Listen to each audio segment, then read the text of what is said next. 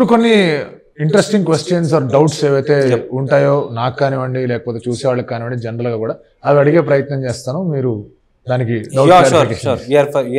right so basically ఒక misunderstanding understanding లేకపోతే ఏంటో తెలియదు కానీ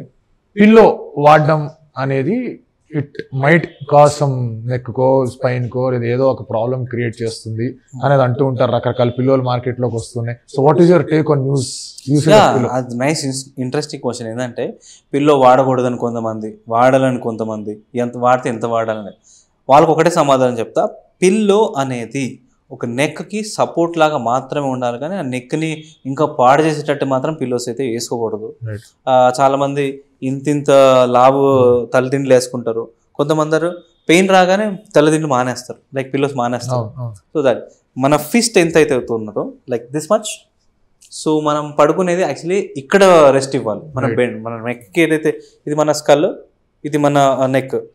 మనం పడుకున్నప్పుడు ఏదైతే గ్రౌండ్కి టచ్ అవుతుందో ఏదైతే గ్రౌండ్కి టచ్ కాదో టచ్ కాదు గ్రావిటేషనల్ ఫోర్స్కి లోన్ అవుతా ఉంటుంది ఓకే ఇలా ఉంటుంది మన నెక్ పడుకున్నప్పుడు ఈ ఏరియాకి పడకుండా ఈ ఏరియాకి మనం తల్లిదిండ్లు ఇవ్వడం మొదలు పెడతాం దానివల్ల ఇంకా ఇలా అయిపోతుంది సో ఏదైతే కర్వేచర్లో సర్వైకల్ లాడోసిస్ కర్వేచర్ ఏదైతే ఉంటుందో లాడోటి కర్వ్ దీన్ని ఇక్కడ ప్లేస్ చేయాలి ఆ ఫిస్ట్ ఎంతైతే సైజ్ ఉన్నదో ఆ సైజ్ అంతా అక్కడ ప్లేస్ చేసుకోవడం సరిపోతుంది పిల్లో వాడని వాళ్ళ నెక్ ఇంకా ఎక్స్టెన్షన్లోకి వెళ్ళిపోతుంది సమ్టైమ్స్ ఫ్లెక్షన్లోకి వెళ్ళిపోతుంది పిల్లో ఎక్కువ వాడే వాళ్ళకి టోటలీ ఆ సర్వైకల్ కర్వేచర్ మొత్తం దెబ్బతింటుంది దానివల్ల క్రేనియల్ ప్రెషర్ మన బ్రెయిన్ నుంచి మన బాడీకి వెళ్ళాల్సిన క్రేనియల్ ప్రెషర్ ఏదైతే ఉంటుందో క్రేనియల్ రిథమిక్ ఇంపల్స్ అంటారు కూడా మన పల్స్ ఎట్లనో రిథమిక్ ఇంపల్స్ పూర్తిగా పాడవుతుంది దానివల్ల frequent headaches okay sleepless nights stress factors ఇవన్నీ కూడా పెరుగుతాయి సో ఒక చిన్న artificial pillow making us worst and worst so అది ఆ కాన్సెప్ట్ తెలియక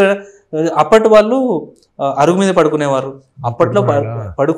పడుకొని వాళ్ళ నెక్ చాలా స్ట్రాంగ్గా ఉండేది ఇప్పుడు మనకి మెమరీ ఫోమ్ మ్యాట్రెస్ రావడము like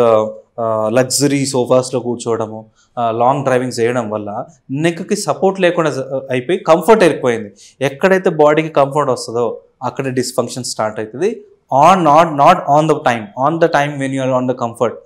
on the long run they'll be into trouble so that is the reason even you know what even I use a neck cervical contoured pillow in my home on my bedroom because నేను 10 మందికి చెప్పేవాడిని అయితే నేను first వాడి చూడాలి because there was a point of time when even I had a neck pain and నేను x ray check చేసుకుంటే